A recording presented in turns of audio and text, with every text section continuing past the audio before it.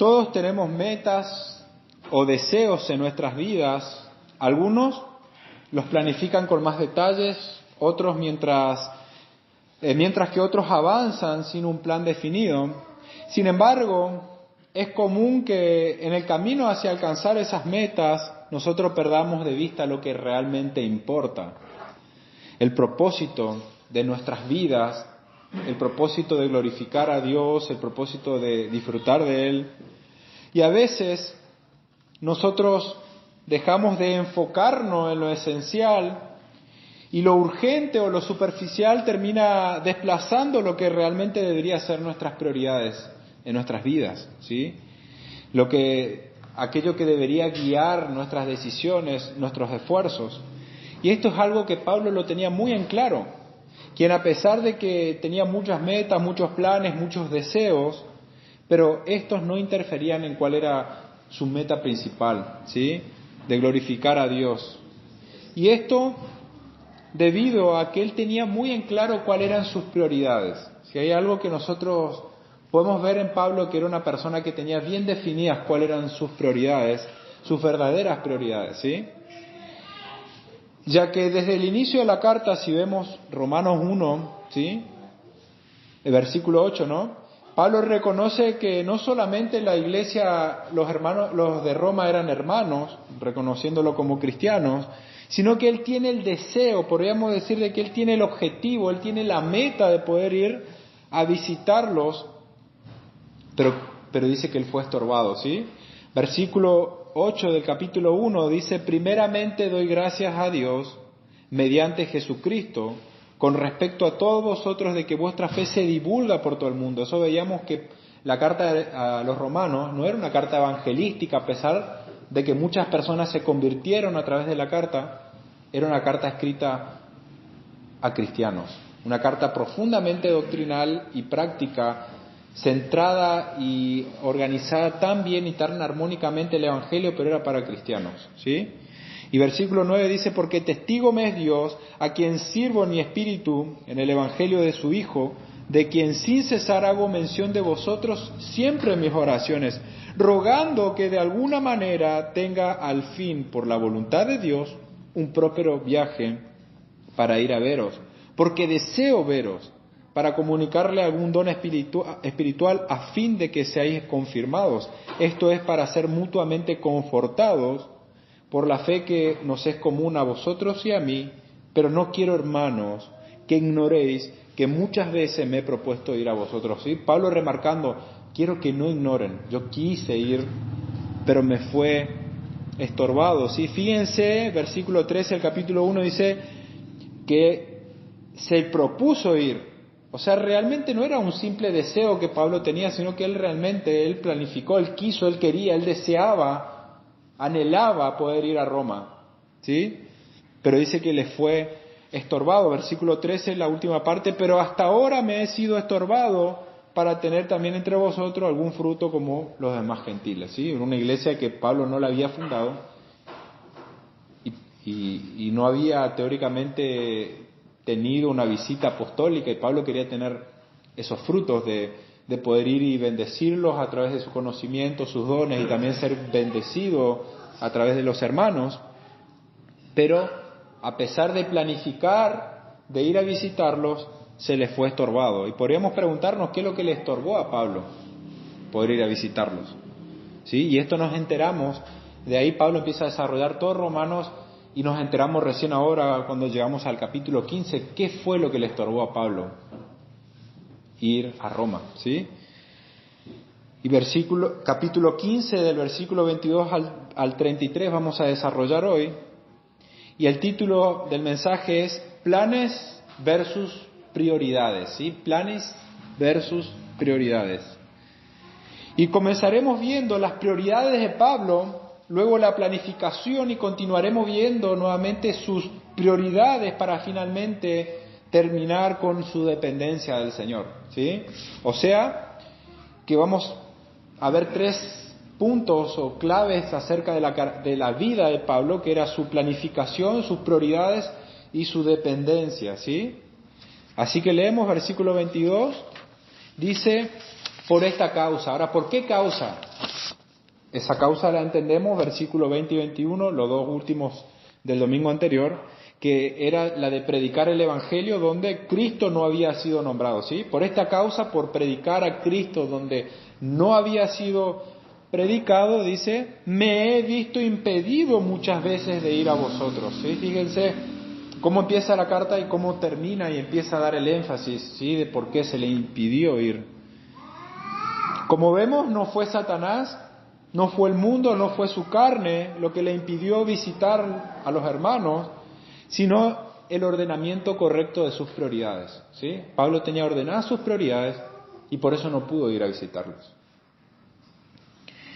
Tenía claro a qué cosas él tenía que darle prioridad, ¿sí? Él quería hacer la voluntad de Dios y se vio impedido de ir a Roma porque veía que había lugares en los cuales todavía Cristo no había sido anunciado. Y por otro lado tenía la iglesia de Roma, que era una iglesia madura, una iglesia que habían hermanos maduros, que tenían conocimiento de la verdad, pero ante esa comparación, Pablo veía más necesario, de acuerdo a su llamado, que era más evangelístico, era ir y anunciar donde no había sido anunciado, ¿sí? Vemos ese corazón misionero de Pablo. Y no era nada malo ni de poca importancia visitarle a los hermanos. Es más, dice Pablo que iban a ser mutuamente edificados. Y diríamos que hasta podemos decir es del agrado de Dios poder visitar a los hermanos y hacer todas las cosas que contribuyan a la unidad. Dios se agrada cuando nosotros hacemos cosas que contribuyen a la unidad, pero aún así no era una prioridad en este momento de la vida de Pablo, ¿sí? Una prioridad es algo que nosotros consideramos más importante que otras en un momento determinado, ¿sí? Hay en determinados momentos que nosotros vamos priorizando, las cosas que hacemos son las que le damos cierta prioridad, ¿sí? El conjunto de todas las cosas que nosotros le damos mayor atención, a esas cosas que nosotros nos esforzamos, esas cosas que nosotros le dedicamos esfuerzo, recurso, terminan definiendo cuál es la prioridad principal en nuestras vidas, ¿sí? Nuestra razón de vivir, si es que vivimos para nosotros o si realmente vivimos para Dios. Por lo tanto, tener en claro nuestro propósito en la vida nos ayuda a tener o a tomar decisiones y a definir nuestras prioridades, definir qué cosas vamos a hacer, qué cosas vamos a priorizar en nuestras vidas, en nuestra relación, en las cosas que vamos a emprender. Si la meta principal para nosotros como padres es que nuestros hijos sean una ofrenda agradable al Señor y presentarlos como santos, que puedan servirle de corazón y con sinceridad, nosotros debemos esforzarnos por mantenernos firmes en nuestra determinación de hacerle bien, ¿sí? En nuestra determinación de seguirle al Señor. Si nosotros decimos ser cristianos, Dios tiene que ser una prioridad de nuestras vidas, ¿sí? Nuestra prioridad tiene que ser honrar al Señor en todas las áreas de nuestras vidas, en todas las cosas que nosotros hacemos. Habrán veces que nosotros vamos a tener que tomar decisiones difíciles, ¿sí? Quizás tengamos que perdernos ir a un cumpleaños o a una reunión familiar, quizás estemos cansados de tanto trabajo y queremos descansar un día y quedarnos y descansar. Pero, por ejemplo, si es el día del Señor, nosotros tenemos que congregarnos. Es un mandato del Señor el congregarnos, de juntarnos a adorar en comunión. Si estamos acá, si estamos en otro lugar, en otra ciudad, buscaremos un lugar donde congregarnos con otros hermanos. Pero el día del Señor es para adorar al Señor, para descansar, pero también para adorar al Señor, ¿sí? Es una prioridad. Si hay actividades en la iglesia, ¿qué cosa vamos a priorizar? ¿Sí? Por eso las prioridades dependen de ciertos contextos, ciertas situaciones. Nosotros, si estamos haciendo una actividad como iglesia, es Cristo que está extendiendo o edificando su iglesia o llevando a cabo la tarea que Él encomienda, ¿sí? Por lo tanto, Si hay una actividad en la iglesia, nuestra prioridad, por ejemplo, los sábados es una actividad que nosotros tenemos como iglesia, ¿sí? Para extender el evangelio a los niños, a las madres, ¿sí? Y si eso no se sobrepone con nuestro trabajo, podemos decir, si es una responsabilidad nuestra de proveer para nuestra familia, y es entendible que un sábado a esa hora podemos estar trabajando, pero si no se sobrepone, nosotros debemos esforzarnos por estar.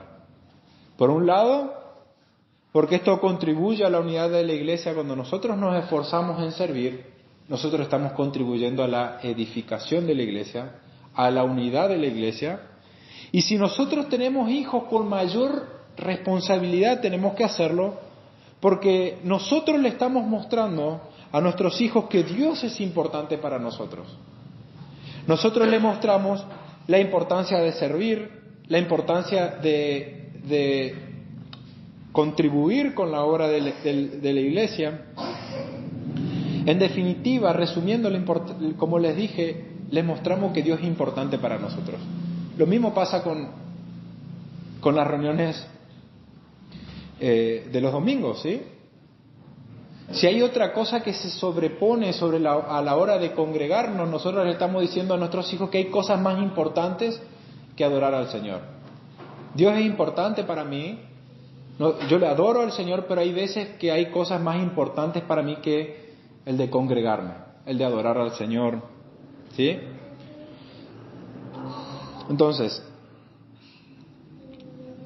es importante establecer prioridades o reconocer cuáles son las prioridades de nuestras vidas. Por otro lado, si nosotros no tenemos en orden nuestras prioridades, y las prioridades se sobreponen,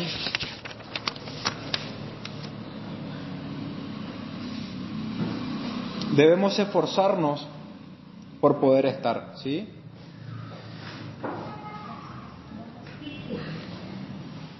Si nosotros no tenemos en orden nuestras prioridades, las prioridades en nuestras vidas se definen por cosas que nosotros hacemos, ¿sí? Es decir, nuestras prioridades terminan siendo nuestro bienestar, las cosas que priorizamos, las cosas que hacemos, las cosas que preferimos antes de esforzarnos por servir al Señor, por contribuir, por ayudar o contribuir a la unidad de la iglesia o por congregarnos y cumplir un mandato, y si ponemos por delante de eso una prioridad, nuestras prioridades, cosas que nosotros preferimos, estaremos viviendo para nosotros, ¿sí? Tener en orden nuestras prioridades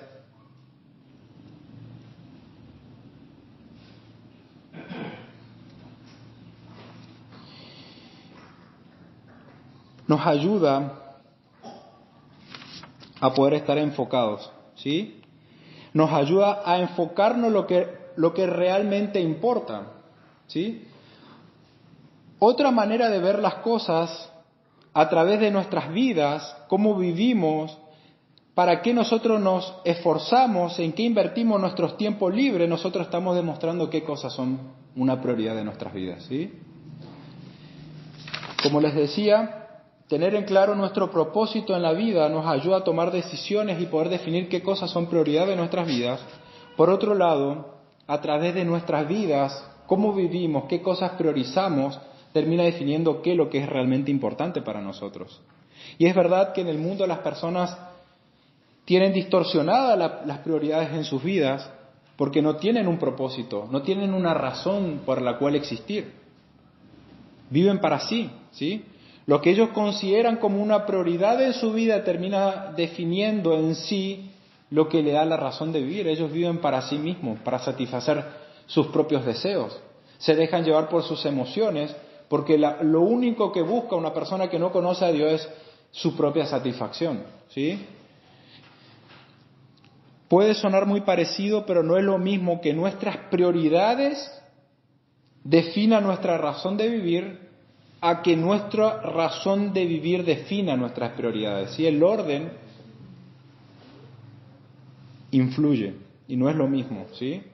En el primer enfoque, que nuestras prioridades definan nuestra razón de vivir, las cosas que nos hacen sentir bien, en determinado momento van definiendo nuestra dirección en la vida. Vivimos para nosotros, para todo lo que pueda darnos ciertos beneficios, ciertos placeres. Nuestras prioridades somos nosotros mismos, ¿sí? Damos prioridad a las cosas que nos hacen sentir bien.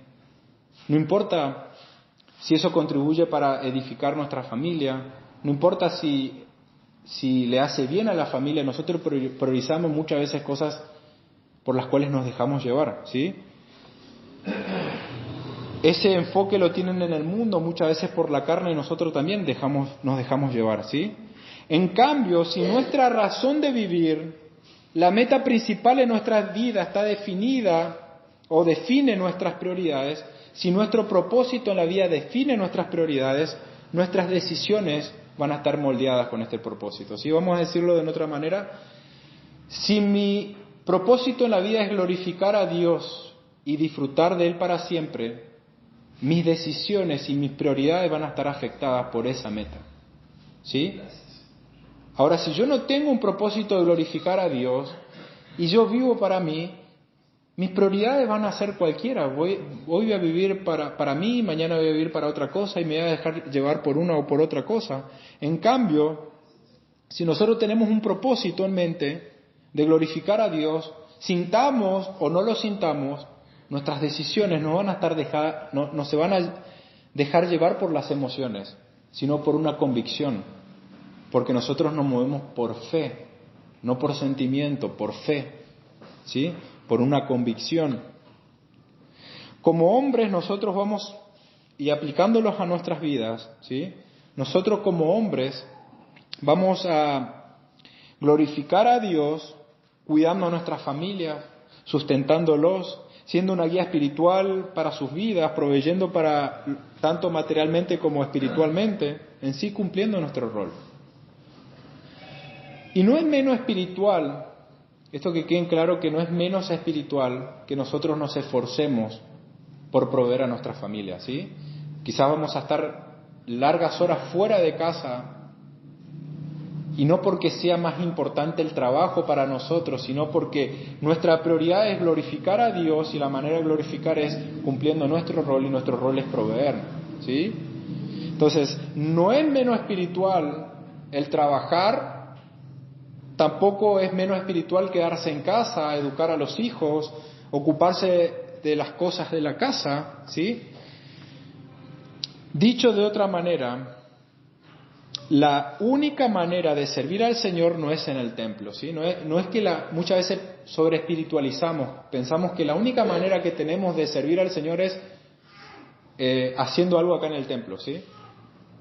Y perdemos de vista que nosotros con todas nuestras vidas tenemos que servir al Señor. No es un momento o un día en la semana. Nosotros tenemos que buscar cómo vamos a honrarle al Señor. Quizás no tengamos hijo a cargo, pero bueno, vamos a trabajar y vamos a esforzarnos y vamos a ayudar a otros hermanos. Vamos a ver qué están necesitando los hermanos. Vamos a preocuparnos, ¿sí? Siempre vamos a tener a alguien a quien poder bendecir, de quien ocuparnos, a quien atender, ¿sí?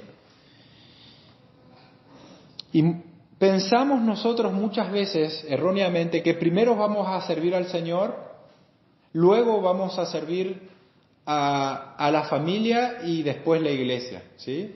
Y ponemos un orden y separamos muchas veces erróneamente el servicio a Dios con el servicio a la familia y con el servicio a la iglesia.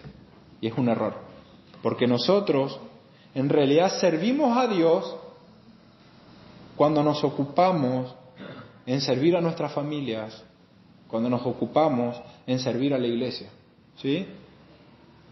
Porque nosotros consideramos que es parte del mandato del Señor, porque consideramos que Él es digno. Entonces, si decimos ser cristianos, nuestra prioridad tiene que ser honrar al Señor. Pablo antepuso algo que realmente él deseaba y anhelaba, algo que realmente era bueno y noble, visitar a los hermanos de Roma, pero él dejó de lado sus deseos porque él tenía una tarea que cumplir, ¿sí? Él tenía la tarea de llevar el Evangelio donde no se había predicado. Y vemos versículo 23, ¿sí? La planificación de Pablo. Pablo no se quedó con los brazos cruzados de voy a glorificar a Dios y listo, y ya, sino que él tomó una determinación de planificar, dice versículo 3, pero ahora no teniendo más campo en estas regiones, ¿sí? Cumplió con sus prioridades, con el encargo que el Señor le había hecho y deseando desde hace mucho ir a vosotros, cuando vaya a España iré a vosotros porque espero veros al pasar y ser encaminado allá por vosotros, una vez que haya gozado con vosotros. Y acá vemos no solo a alguien que tiene en orden sus prioridades, sino que planea y planifica. Podríamos decir, planifica su manera de servir al Señor, que tiene sus prioridades en orden, pero a la vez Él está descansando en el Señor. Él planifica, ¿sí? Muchas veces vamos a encontrarnos de que vamos a tener que planificar y ordenar nuestros tiempos para realmente poder servir al Señor. Proverbio 16:1 dice, el hombre propone y Dios dispone, ¿sí? En otras traducciones dice, los planes son de los hombres, la palabra final la tiene Dios. Y podemos planificar, pero tenemos que saber que es Dios el que, de quien dependen los resultados. Santiago dice 4 del 13 al 15, vamos ahora a lo que decís hoy y mañana iremos a tal ciudad y estaremos allá por un año, trabajaremos y ganaremos, cuando no sabéis lo que será mañana, porque ¿qué es vuestra vida? Ciertamente es neblina que se aparece por un poco de tiempo y luego se desvanece, en lugar de lo cual deberías decir, si el Señor quiere, viviremos y haremos esto o aquello, ¿sí? Santiago no es que está contradiciendo a la hora de planificar, pero sí a la hora de planificar tenemos que saber que muchas veces Dios va a cambiar nuestros planes. Pero esto no es un motivo para que nosotros no nos organicemos, no planifiquemos, no ordenemos nuestra vida, cómo vamos a honrar a Dios en la educación de nuestros hijos, cómo vamos a glorificar a Dios con nuestras esposas, cómo vamos a glorificar a Dios en la iglesia, en qué manera le voy a servir al Señor, cómo voy a poder ser útil a Cristo para que Él pueda edificar su iglesia, ¿sí? Nosotros vemos que Pablo tenía el propósito de cumplir la voluntad de Dios, nos dice el versículo 32, ¿sí? Y aunque Pablo planificó poder ir a los hermanos cuando iba a ir a España, esas cosas no se cumplieron. Aunque él lo planificó de buena gana, teniendo temor del Señor, Pablo no llegó de la mejor manera a Roma. Desde que él escribió a Roma, por los cálculos que yo saqué, entre 5 a 7 años después de escribirle esta carta, Pablo llegaría a Roma. Pero no yendo hacia España, sino como esclavo o como prisionero, ¿sí? Él había apelado a César porque su deseo y su determinación era ir a Roma. Y los planes de Dios, y volviendo a los temas, al tema de los planes, planificar lo que nosotros vamos a hacer, cómo vamos a servir, qué tipo de planificación cuidadosa que vamos a hacer, eso no necesariamente hace que nosotros dudemos del Señor o que nosotros no tengamos confianza en su soberanía. Confiar en Dios, confiar en que Dios es soberano y que tiene el control de todas las cosas, no nos quita la necesidad de que nosotros planifiquemos. Vamos a planificar en nuestras vidas, en nuestra familia, como si vamos a construir, qué decisiones vamos a tomar, y eso no contradice que nosotros dudemos, o no necesariamente implica que nosotros estemos dudando del Señor. Como dice John MacArthur, la planificación sensible y cuidadosa por parte del pueblo de Dios no indica necesariamente una falla en la confianza en la soberanía o en la providencia de Dios, en que Él tiene el control de todas las cosas. Y por otro lado, esperar en la providencia de Dios no es un permiso para que nosotros tengamos una actitud de excluir la planificación. Otro comentarista lo dice: hacer planes sensatos y cuidadosos para servir a Dios no entra en conflicto con la confianza que tenemos en Él. Así también la confianza en su providencia no excluye que nosotros no planifiquemos, ¿sí? ¿Se entiende ese contacto que hay o esa relación que hay entre la soberanía de Dios y nuestras responsabilidades? Que confiemos en Dios no quiere decir que nosotros no vamos a planificar cuidadosamente las decisiones que vamos a tomar. y viceversa. ¿Sí? Algunos, con la excusa de apoyarse en la soberanía de Dios, no planifican nada en sus vidas, ¿sí? Simplemente no tienen tiempo, no lo hacen, no se le presenta, no tienen los dones, no se esfuerzan, no están dispuestos a sacrificarse porque no planifican servirle al Señor. Cuando en realidad no es que son más espirituales porque ellos confían en Dios y si Dios quiere le va a hacer, o si Dios quiere va a abrir puertas, o si Dios quiere, ¿sí? En realidad es una imprudencia. Y eso no vemos en Pablo. Pablo planificó, no es que se excusó en la soberanía de Dios.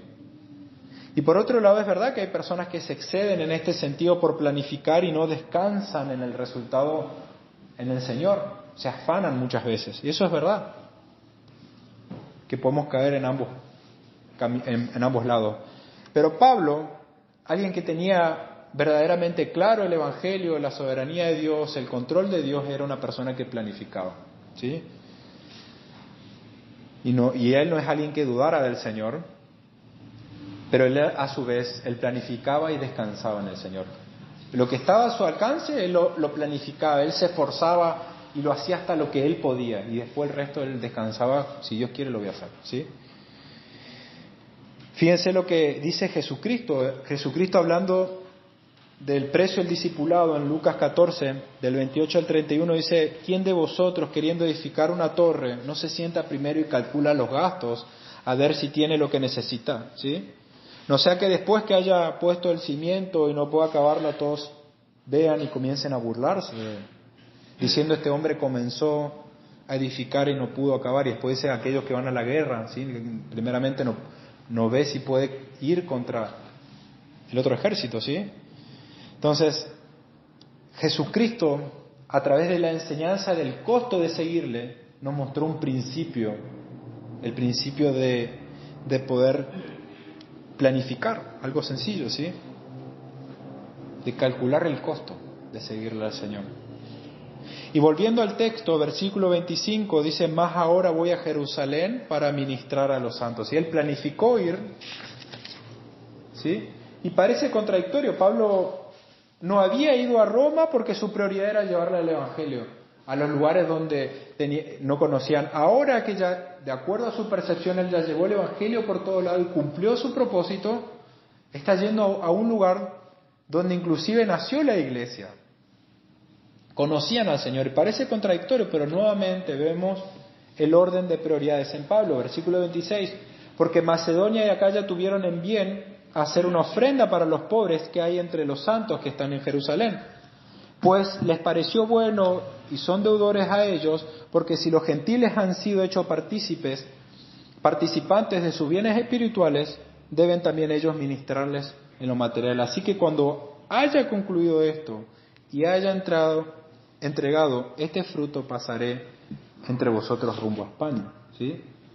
Pablo comprendía que en Jerusalén había una gran necesidad, ¿sí? Por causa de la persecución, muchos hombres perdieron su trabajo, otros estaban presos, a otros se les quitó la vida. En 2 Tesalonicenses, Pablo dice que el que no trabaja no coma. Pero no era la situación de los hermanos en Jerusalén. La situación excedía a sus responsabilidades. Los cristianos eran despreciados, eran maltratados, eran mal vistos. Muchos, aunque se esforzaban, no conseguían tener los recursos suficientes. Era difícil vivir y tener lo suficiente sustento. La iglesia de Jerusalén eran pobres. Y a causa de esta gran necesidad y apoyándose en la bondad de otros hermanos, Pablo tiene el deseo de ir a llevarles una ofrenda económica, ¿sí? En Gálatas 2:9, Jacobo, Cefas y Juan dice que eran considerados como columna, nos dieron a mí, o sea, Pablo y a Bernabé, la diestra como señal de compañerismo para que fuésemos a los gentiles y ellos la circuncisión. Solamente nos pidieron que nos acordáramos de los pobres. Y eso es lo que Pablo estaba haciendo. Pablo terminó su tarea, pero a él se le había encomendado que se acuerde de los pobres. Se estaba acordando de la iglesia madre, podemos decir, ¿sí? Pablo quería llevarle no solamente ánimo, sino una ofrenda de parte de la iglesia de Macedonia y de Acaya. Y no es que esta iglesia gentil eran rica o les sobraban las plata, sino que ellos se esforzaron porque veían que los hermanos estaban en una situación más difícil que la de ellos. Y por esto Pablo se regocija, por este gran gesto de amor. Era una señal de reconciliación entre griegos y gentiles. ¿Sí? Esto también tenía que servir de testigo para la pelea que hay entre judíos, entre los fuertes y los débiles, entre judíos y gentiles. ¿Sí? Ya no hay un muro de división. Fíjense que una iglesia predominantemente no judía, griega, gentil, ¿sí? Estaban ofrendando a una iglesia puramente o gran parte judía. Y fíjense cómo hace Dios las cosas. Es tan sorprendente. En el comienzo de la iglesia, cuando Pablo aún no creía en Cristo, cuando era conocido como Saulo de Tarso, él fue el quien persiguió a la iglesia a tal punto de que muchos cristianos huyeron de Jerusalén, y así el evangelio se dispersó por todos los lugares y se dio comienzo en sí a que nacieran iglesias en diferentes lugares. ¿Sí? Fíjense cómo Dios lo usó a Pablo como misionero, siendo inconverso y converso. Siendo inconverso, la evangelización de fuera de Jerusalén nació porque Pablo les persiguió a la iglesia. Y los que estaban cómodos, no querían hacer nada, se vieron obligados de salir y predicar afuera. Y así nacieron iglesias, y la iglesia en Macedonia en cierta manera era consecuencia de que Pablo le estuvo persiguiendo en Jerusalén cuando era inconverso. Y ahora que es cristiano, fue uno de los mayores evangelistas, había servido, llevado el evangelio donde no se le había predicado a nadie, ¿sí? Y estas iglesias que se habían formado por consecuencia de la persecución, ahora no solo eso, sino que ahora parte de estas iglesias, ¿sí?, que fueron el resultado directo e indirecto de la persecución de Pablo, están llevando una ofrenda material a la iglesia de Jerusalén. O sea, estas iglesias gentiles que sufrieron la persecución o fueron consecuencia de la persecución de judíos, ahora están ofreciendo una ofrenda a judíos por parte de aquel que fue el perseguidor. Fíjense cómo Dios hace las cosas, ¿sí? Aquel que fue un instrumento para perseguirlo ahora está siendo un instrumento para bendecirlos. Yo creo que Pablo habrá tenido muy en mente la iglesia de Jerusalén. En su corazón le habrá pesado mucho, porque él le hizo mucho daño siendo inconverso. Y ahora tiene la oportunidad de bendecirlos, ¿sí? Y fíjense los razonamientos de los hermanos de Macedonia, versículo 27, pues les pareció bueno y son deudores a ellos, porque si los gentiles, siendo hechos participantes de los bienes espirituales, deben también ellos ministrarles en lo material, ¿sí? No lo vieron como una carga, sino como algo bueno para ayudar económicamente, porque se sentían deudores. Nos les sobraba la plata, pero ellos se sentían en deuda con los hermanos, porque habían sido bendecidos por la iglesia de Jerusalén, ¿sí? Ellos fueron beneficiados espiritualmente, por lo tanto, ¿por qué no bendecirlos materialmente, ¿sí? Y finalmente, vemos la dependencia del Señor, ¿sí? Versículo 29, y sé que cuando vaya a vosotros, o sea, nuevamente recalcando su plan, llegaré con abundancia de bendiciones del Evangelio, pero os ruego, hermanos, que por nuestro Señor Jesucristo y por amor al Espíritu, que me ayudéis orando por mí a Dios, para que sea librado de los rebeldes que están en Judea y que la ofrenda de mi servicio a los santos en Jerusalén sea acepta, para que con gozo llegue a vosotros por la voluntad de Dios y que sea recreado juntamente con vosotros y el Dios de paz sea con todos vosotros. Amén. ¿Sí? Vemos que la planificación y la oración eran una realidad en la vida de Pablo, a pesar de que él confiaba en la soberanía de Dios. La planificación y la oración no son contrarias a la soberanía de Dios, a que confiemos que Dios tiene el control y que Él hace lo que Él quiere, que Él tiene el poder, que Él es supremo, ¿sí? Ni va en contra de la confianza que tenemos, sino que por el contrario, nuestra confianza y nuestra dependencia del Señor tiene que llevarnos a nosotros a planificar cómo servirle cómo hacer su voluntad, cómo hacer mejor y orar. La oración con frecuencia es una batalla. Esa batalla generalmente el principal contrincante que nosotros tenemos en la oración es nosotros mismos. Es nuestra carne que se rebela, ¿sí?, contra la ley de nuestras mentes, ¿sí? Y a la verdad, muchas veces minimizamos la oración, por eso tampoco muchas veces oramos, ¿sí? Decimos, bueno, si Dios sabe, ¿para qué vamos a orar? Si Dios tiene el control. Pero Pablo está pidiéndole, no solamente orando, sino pidiéndole a los hermanos que oren por él. Porque Pablo sabía, por testimonio, de que él tenía la determinación de ir a Jerusalén. Él quería bendecirlo, pero él sabía que iba a sufrir. Ya le habían anunciado que él iba a padecer. Pero él igual tuvo la determinación de ir. Por eso les pide, por favor, oren para poder ser librados de los rebeldes. Y en cierta manera, fíjense cómo Dios es glorificado, porque Dios le respondió a esta oración a Pablo. A Pablo intentaron matarlo los rebeldes, y a pesar de que fue golpeado y fue metido preso, no le quitaron la vida a Pablo. Entonces, esta oración que le está pidiendo a los hermanos de Roma fue contestada. Y también fue contestada cuando los hermanos, dice en Lucas, dice que los hermanos los recibieron con gusto, ¿sí? Muchas veces nosotros minimizamos el poder de la oración, ¿sí? Y aunque con la oración nosotros no torcemos el brazo de Dios, aún así Santiago 5:16 dice que la oración eficaz del justo puede mucho. Es más, nosotros tenemos una promesa del Señor que dice porque todo aquel que pide recibe, y el que busca halla, y el que llama se le abrirá, ¿sí? En este sentido, MacArthur dice, cualquier teología, podríamos decir cualquier doctrina, cualquier pensamiento que aminore el poder de la oración o su intensidad es una herejía. Cualquier pensamiento que aminore el poder de la oración es una herejía. Y no es porque nosotros torcemos el brazo de Dios, sino porque Dios, en su soberanía, Él determinó poder obrar a través de la oración de su pueblo. Él nos mueve a que nosotros oremos y Dios obra, ¿sí? Ustedes no tienen porque no piden.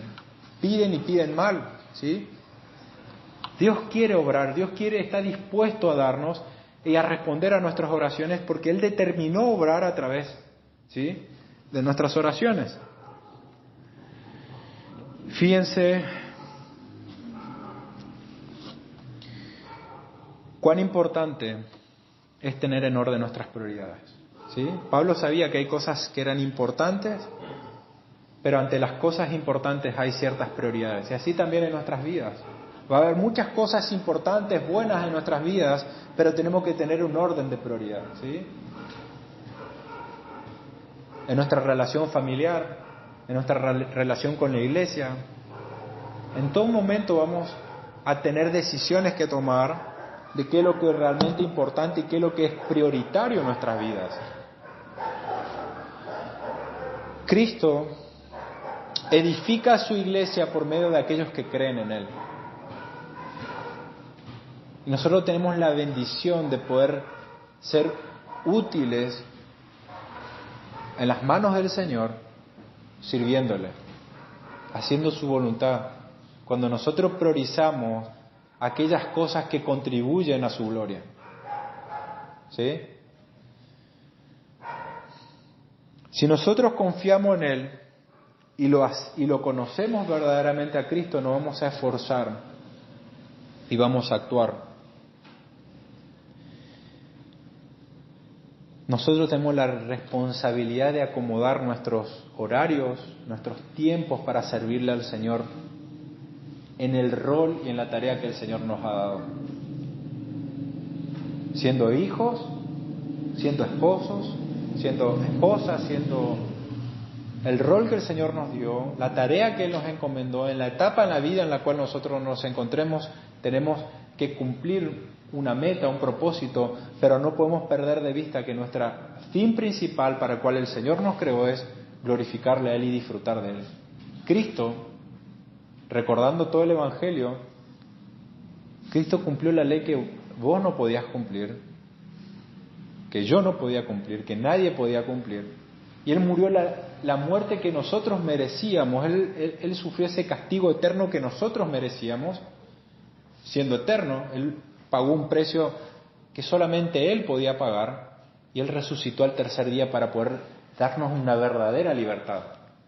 No para que nosotros sigamos viviendo como la gente del mundo que vive sin un propósito o sin tener una meta en sus vidas. Él vino a darnos una razón para la cual vivir. Él vino a darle sentido a nuestras vidas. Él vino a darnos una esperanza certera, ¿sí? La esperanza que Él nos da de salvación es una esperanza segura. No es algo dudoso, no es algo que sí que podemos perder o no. Es una seguridad, una esperanza segura la que Él vino a darnos, ¿sí? Cristo vino a darnos una esperanza segura. Y la pregunta que podríamos hacernos en esta noche es: ¿en qué área, o que podría hacerlo en esta noche, es en qué área de tu vida inviertes más tiempo y energía? ¿Sí? Tendrás responsabilidades, tendrás cosas que ya tenés que hacerlo, pero pensá en tu tiempo libre, ¿sí? ¿Qué es tu prioridad? ¿En qué inviertes? ¿Realmente lo estás haciendo con la motivación correcta lo que estás haciendo? ¿Es Dios realmente tu prioridad en tu esfuerzo? ¿O te estás esforzando y afanando, no confiando que el resultado es desde el Señor a pesar de que puedes planificar? ¿Dónde está tu esperanza? Oramos. Dios Padre,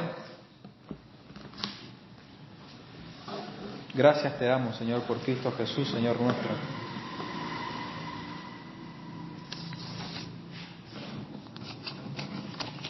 Yo te ruego que tú nos ayudes, Señor, a tener en orden nuestras vidas, Señor. Muchas veces vamos a tener que esforzarnos. Siempre vamos a tener que esforzarnos, Señor, porque nuestra carne se opone a hacer tu voluntad.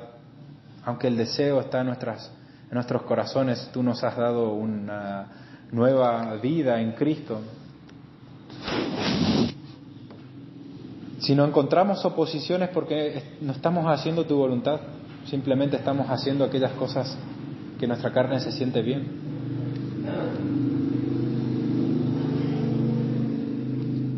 Yo te ruego, Señor, que tú nos ayudes.